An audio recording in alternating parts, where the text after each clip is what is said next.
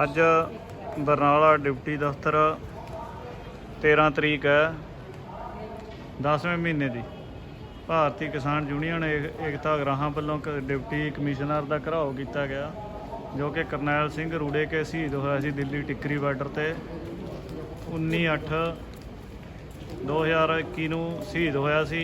26 नवंबर तो 2020 तो वो दिल्ली टिकरी बार्डर से ही सी, एक दिन भी घरे नहीं आया सी। ਉਹਦਾ मुआवजा लेना सी, ਉਹਦਾ मुआवजा गौरमेंट वालों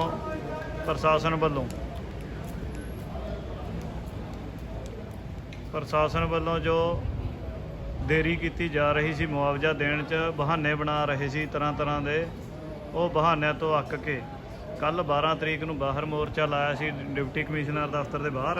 कोई घराव नहीं किया सी, चेतावनी दी सी ते पर इन्हां ने वो चेतावनी का कोई असर ना होया।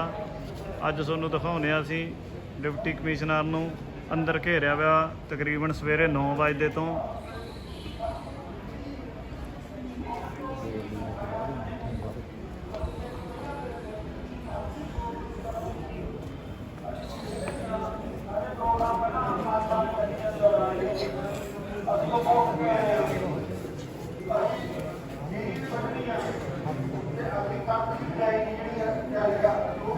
बहुत बड़ा इकट्ठ किया गया है, बरनाला ब्लाक का इकट्ठ आ,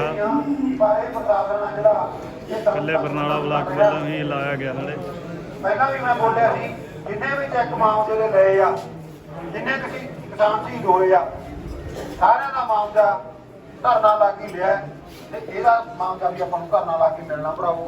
एक दिन लगदा 2 दिन लगदे आ, ਇਹ प्रशासन ਦੀ मर्जी आ, एक दिन लाउंदे आ कि 2 दिन लाउंदे आ ते ਉਹ ਆਪਾਂ देखते हैं। बैठे हैं धरना कमिश्नर अंदर बैठे ने।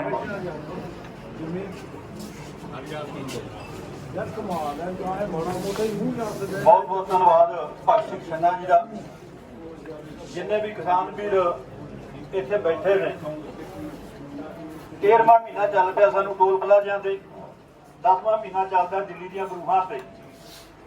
ये बंदे अपने अंदरों जुड़े हुए ने किसान अंदोलन नाल। कई बार जो बंदा दिलों जुड़िया होंगे वो तो इमोशनल ना कोई गल इमोशन होंगे, इमोशनल गल हो जाती है। तो बेनती है साढ़े अगले बुलारे कृष्ण सिंह जी छन्ना उस तो बाद दूसरी दौड़ा भी जा रहे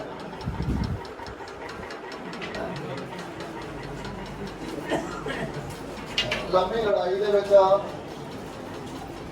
पहुंचे साढ़े किसान से भरावो, चाहे दिल्ली की धरती से लड़ाई हो, चाहे पंजाब की हो, चाहे यूपी के चल रही है, चाहे भरावो हरियाणे के चल रही है, पूरी उत्तर भारत के दक्षिणी भारत के सारे लड़ाई का सेक पहुंच चुकिया।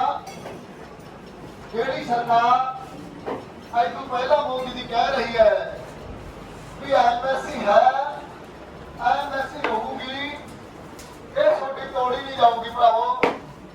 अज कल पंजाब के हरियाणे को छड्ड के अज यूपी के बिहार के अपने नाल दे झोना भरावो की रेट विक रहा है।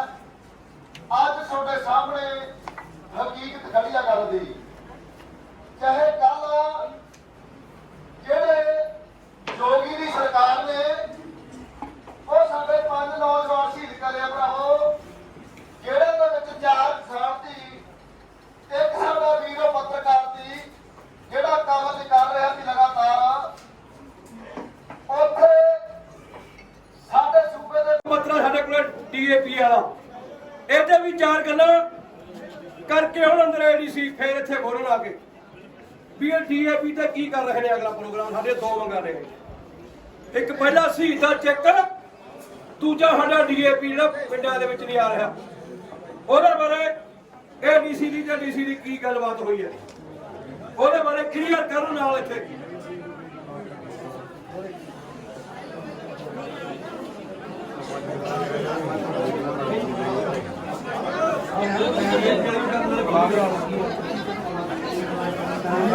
डीएपी का रेट बना रहे थे स्टेटमेंट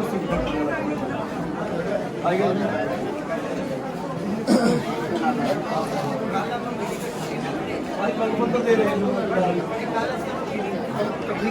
ਮੰਗ ਪੱਤਰ ਦੇ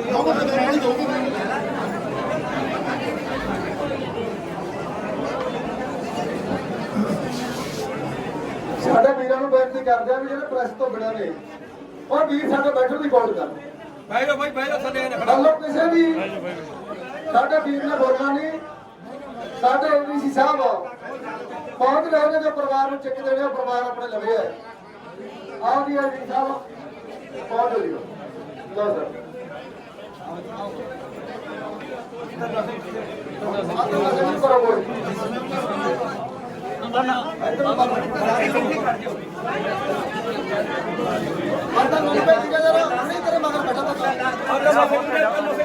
ਉਧਰ ਨੂੰ ਜਾਓ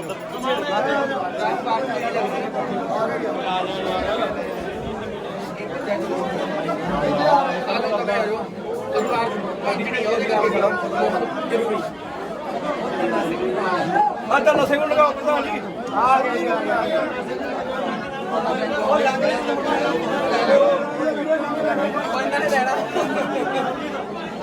ਭਾਈ ਚੈੱਕ ਕਰਾਉਣਾ ਪਰਿਵਾਰ ਤਾਂ ਨਾ ਹੋ ਜਾਂਦਾ ਰੋਲਾ ਕੇ ਕੋਲ ਲਾ ਕੇ ਮਾੜਾ ਭਾਈ ਸਾਈਡ ਤੇ ਹੋ ਜਾ ਯਾਰ, ਮਾੜਾ ਪਿੱਛੇ ਉਰੇ ਆ ਜਾ। ਸੀਆਈਡੀ ਨੋਟ ਕਰ ਰਹੀ ਹੈ ਕੀ ਹੋ ਰਿਹਾ, ਤੁਸੀਂ ਬੈਠੋ ਜਾਂ ਸਾਰੇ ਜਵਾਲਾ ਜੀ ਜਿਹੜੇ ਖੜੇ ਹੋ ਸਾਰੇ ਬੈਠੋ ਥੱਲੇ ਵੀ ਬਣ ਕੇ।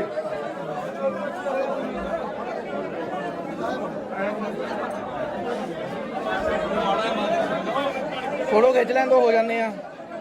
ਏਡੀਸੀ ਸਾਹਿਬ ਬਾਹਰ ਸਾਨੂੰ ਚੈੱਕ ਦੇ ਰਹੇ ਨੇ, ਬਰਨਾਲੇ ਦੇ ਏਡੀਸੀ ਸਾਹਿਬ।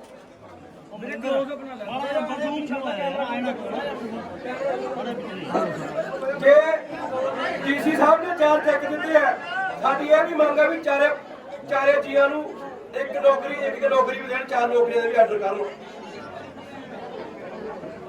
ਸਾਡੀ ਇਹ ਡੀਸੀ ਸਾਹਿਬ ਨੂੰ ਤੇ ਡੀਸੀ ਸਾਹਿਬ ਨੂੰ ਸਾਡੀ ਭਾਰਤੀ ਕਿਸਾਨ ਯੂਨੀਅਨ ਏਕਤਾ ਗਰਾਹਾਂ ਦੀ ਇਹ ਮੰਗਾਂ ਨਾਲ ਜੇ 4 ਚੈੱਕ ਬਣਾਏ ਨੇ, 4 ਨਿਯੁਕਤੀ ਪੱਤਰ ਵੀ ਦੇਣ ਆਉਣ ਵਾਲੇ ਦਿਨਾਂ ਦੇ ਵਿੱਚ ਚਾਰੇ ਪਰਿਵਾਰਾਂ ਨੂੰ।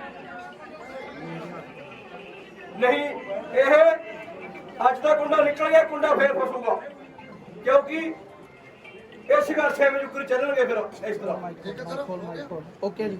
ਦੂਜੀ ਸਾਡੀ ਜਿਹੜੀ ਮੰਗ ਹੈ ਡੀਏਪੀ ਵਾਲੀ, ਉਹਤੇ ਵੀ ਸਾਡਾ ਮੋਰਚਾ ਲੱਗਿਆ ਹੋਇਆ, ਉਹਤੇ ਵੀ ਏਡੀਸੀ ਸਾਹਿਬ ਨੂੰ ਅਸੀਂ ਭਾਰਤੀ ਕਿਸਾਨ ਯੂਨੀਅਨ ਏਕਤਾ ਗਰਾਹਾਂ ਵੱਲੋਂ ਮੰਗ ਪੱਤਰ ਦੇ ਰਹੇ ਹਾਂ। ਸਾਡੇ ਆਗੂ ਸਾਹਿਬਾਨ ਆ ਸਾਈਡ ਤੇ ਹੋ ਬੜਾ ਅੱਜ ਸਵੇਰੇ 9:30 ਵਜੇ ਆਬਜੈਕਸ਼ਨ ਲੱਗੀ ਸੀ ਸੀਐਮਓ ਆਫਿਸ। ਹੈਲੋ ਥੋੜੀ ਆਈਡੀ ਥੱਲੇ ਅਸੀਂ ਉਹ ਆਬਜੈਕਸ਼ਨ ਕਲੀਅਰ ਕਰਾ ਕੇ ਬੜੀ ਮੁਸ਼ਕਿਲ ਨਾਲ ਸ਼ਾਮ ਨੂੰ ਸਾਨੂੰ 6:30 7 ਵਜੇ ਤੱਕ ਜਿਹੜਾ ਆ ਇਹ ਚੈੱਕ ਸਾਨੂੰ ਆਇਆ ਤੇ ਉਹ ਅਸੀਂ ਅੱਗੇ ਜਿਹੜਾ ਆ ਵਾਰਸਾਂ ਨੂੰ ਅਸੀਂ ਸੌਂਪ ਦਿੱਤਾ ਹੈ। ਅਗਲਾ ਜਿਹੜਾ ਇਹਨਾਂ ਨੇ ਡੀਏਪੀ ਦਾ ਮੈਨੂੰ ਮੰਗ ਪੱਤਰ ਦਿੱਤਾ ਜੀ, ਇਹਦੇ ਸੰਬੰਧ 'ਚ ਮੈਂ ਬੇਨਤੀ ਕਰੂੰਗਾ ਕਿ ਕੱਲ 11 ਵਜੇ ਮੇਰੇ ਰੂਮ 'ਚ ਇੱਥੇ ਆ ਜਾਓ, ਆਪਾਂ ਬੈਠ ਕੇ ਮੀਟਿੰਗ ਵੀ ਕਰਾਂਗੇ। ਇਹ 'ਚ ਜੋ ਸਾਡੇ ਵੱਲੋਂ ਹੋ ਸਕਦਾ ਹੋਏਗਾ ਐਸ ਪਰ ਲਾਅ ਅਸੀਂ ਜ਼ਰੂਰ ਕਰਾਂਗੇ। ਸੋ ਹੁਣ ਮੇਰੀ ਬੇਨਤੀ ਹੈ ਕਿ ਆਪਾਂ ਬੜੇ ਹੀ ਸ਼ਾਂਤਮਈ ਤਰੀਕੇ ਨਾਲ ਜਿਹੜਾ ਇੱਥੋਂ ਡਿਸਪਰਸ ਹੋਵਾਂਗੇ ਜੀ। ਧੰਨਵਾਦ। Thank you. ਜਿਸ ਤਰ੍ਹਾਂ 2 ਦਿਨ ਤੋਂ ਸੰਘਰਸ਼ ਚੱਲ ਰਿਹਾ ਸੀ, ਕਿਉਂ ਇੰਨਾ ਟਾਈਮ ਲੱਗ ਗਿਆ ਚੈੱਕ ਨੂੰ?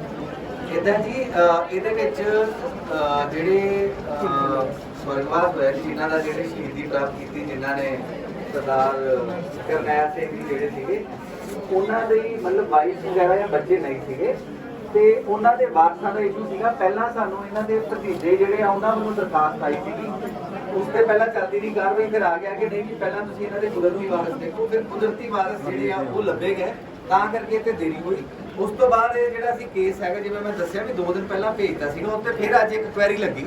ਉਹ ਕੁਐਰੀ ਅਸੀਂ ਅੱਜ ਦੀ ਅੱਜ ਹੀ ਨਿਬੇੜ ਕੇ ਸਪੈਸ਼ਲੀ ਤੁਹਾਡੇ ਨੌਲੇਜ ਦੱਸ ਰਹੇ ਹਾਂ ਵੀ ਅਸੀਂ ਆਪਣੀ ਨੈਬ ਸੀਲਰ ਸਾਹਿਬ ਨੂੰ ਚੰਡੀਗੜ੍ਹ ਭੇਜ ਕੇ ਇਹ ਕੰਮ ਕਰਾਇਆ। ਜਸਟ ਤੁਹਾਡੀ ਨੌਲੇਜ ਦੱਸ ਰਹੇ ਹਾਂ। ਸਰਕਾਰ ਕਹਿ ਰਹੀ ਹੈ ਕਿਸਾਨਾਂ ਨੂੰ ਜੋ ਵੀ ਮਰਤਬ ਹੁੰਦਾ ਵੀ ਮੁਆਵਜ਼ਾ ਮਿਲੇਗਾ, ਸਰਕਾਰੀ ਨੌਕਰੀ ਮਿਲੇਗੀ, ਪਰ ਹਰ ਵਾਰ ਧਰਨਾ ਲਗਾਉਣਾ ਪੈ ਰਿਹਾ ਕਿਸਾਨਾਂ ਨੂੰ, ਕਿਉਂ?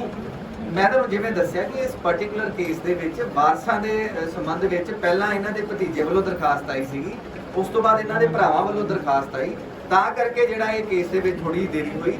ਲੇਕਿਨ ਫਿਰ ਵੀ ਅਸੀਂ ਇਹ ਜਿਹੜਾ ਇਹ ਕੰਮ ਹੈਗਾ ਅੱਜ ਦੇ ਅੱਜ ਹੀ ਕਰਕੇ ਤੇ ਇਹਨਾਂ ਨੂੰ ਅਸੀਂ ਚੈੱਕ ਦੇ। ਸਰ ਇਹ ਤੋਂ ਪਹਿਲਾਂ ਵੀ 6 ਚੈੱਕ ਦਿੱਤੇ ਗਏ ਨੇ, ਉਹ ਵੀ ਧਰਨੇ ਨਾਲ ਲਗਾ ਕੇ ਦਿੱਤੇ ਗਏ ਨੇ। ਕੀ ਹੁਣ ਦੇਖੋ ਜੀ, ਉਹ 6 ਦੇ 6 ਕਹਿ ਤੁਸੀਂ ਪਹਿਲਾਂ ਕਹਿ ਰਹੇ ਹੋ ਆਈ ਵਿਲ ਸਟੱਡੀ ਕਿ ਉਹਦੇ ਵਿੱਚ ਵੀ ਕੋਈ ਨਾ ਕੋਈ ਇਸ਼ੂ ਹੋਊਗਾ। ਬਾਕੀ ਜਿਹੜੇ ਰੂਟੀਨ ਦੇ ਕੰਮ ਹੈਗੇ ਜੀ ਰੂਟੀਨ 'ਚ ਹੁੰਦੇ ਆ, ਜੇ ਕੋਈ ਇਸ਼ੂ ਹੁੰਦਾ ਤਾਂ ਹੀ ਇਦਾਂ ਹੁੰਦਾ। ਐਂਡ ਤੁਹਾਡੀ ਨੌਲੇਜ ਦੱਸ ਰਿਹਾ ਜੀ, ਮੈਂ ਜਿਹੜੀ ਇਹਨਾਂ ਨਾਲ ਕੱਲ 11 ਵਜੇ ਮੀਟਿੰਗ ਕਰ ਰਿਹਾ ਉਹਦੇ 'ਚ ਮੇਰਾ ਏਜੰਡਾ ਚਲੋ ਡੀਏਪੀ ਦਾ ਇਹਨਾਂ ਦਾ ਹੈ, ਮੇਰਾ ਏਜੰਡਾ ਇਹ ਹੈ ਕਿ ਇਹਨਾਂ ਦੇ ਹੋਰ ਜਿਹੜੇ ਵੀ ਕੇਸਿਸ ਫਸੇ ਹੋਏ ਆ ਮੈਨੂੰ ਪਹਿਲਾਂ ਹੀ ਪਤਾ ਲੱਗ ਜਾਏ ਸੋ ਦੈਟ ਅਸੀਂ ਪਹਿਲਾਂ ਹੀ ਟਾਈਮਲੀ ਉੱਤੇ ਕਾਰਵਾਈ ਕਰ ਲਈਏ ਤਾਂ ਜੋ ਅਜਿਹਾ ਕੁਝ ਹੋਣ ਦੀ ਜਿਹੜੀ ਨੌਬਤ ਨਾ ਆਵੇ। ਅੱਜ ਸਭ ਤੋਂ ਵੱਡਾ ਘਰਾਓ ਕੀਤਾ ਗਿਆ 10 ਘੰਟੇ ਦਾ ਸਰ, ਅੱਗੇ ਤੋਂ ਇਸ ਤਰ੍ਹਾਂ ਨਾ ਹੋਵੇ, ਕੀ ਕੀਤਾ ਜਾਵੇਗਾ ਇਸ ਲਈ? ਮੈਂ ਹੁਣੇ ਇਹੀ ਗੱਲ ਦੱਸੀ ਹੈ ਜੀ ਕਿ ਕੱਲ 11 ਵਜੇ ਪਹਿਲਾ ਏਜੰਡਾ ਇਹੀ ਹੈ ਕਿ ਜਿਹੜੇ ਇਹਨਾਂ ਦੇ ਹੋਰ ਕੋਈ ਕੇਸਿਸ ਹੈਗੇ ਆ ਜੇ ਕਿਤੇ ਉਹ ਫਸੇ ਹੋਏ ਆ ਕਿਸੇ ਇਸ਼ੂ ਕਰਕੇ ਅਸੀਂ ਉਹਤੇ ਜਲਦੀ ਕਾਰਵਾਈ ਕਰੀਏ ਸੋ ਦੈਟ ਇਹੋ ਜੀ ਨੌਬਤ ਦੁਬਾਰਾ ਨਾ ਆਵੇ। ਸਰ ਇਸ ਤੋਂ ਕੋਵਿਡ ਦੀ ਵੀ 50-50 ਰੁਪਏ ਦੇ ਮੁਆਵਜ਼ੇ ਦਿੱਤੇ ਜਾਣੇ ਨੇ।